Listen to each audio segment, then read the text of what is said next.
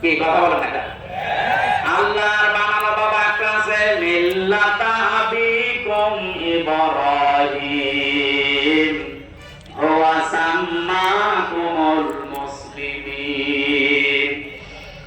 তোমাদের জাতির পিতা একজন, আমি আল্লাহর ঘোষণা দেওয়া, তার নাম ইব্রাহিম। নাম কি?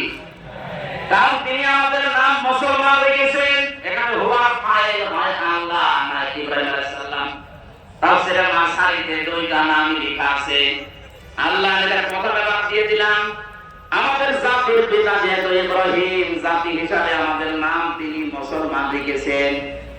এর তাফসীর পড়তে গিয়ে দেখেছি, কোন মানুষ যদি বাবা হয় কমপক্ষে তার 11টা দায়িত্ব সন্তানের উপরে পালন করা লাগে। এখানে কি সমস্যা কি? এখানে হয় বসেন নাই বাড়ি চলে যান।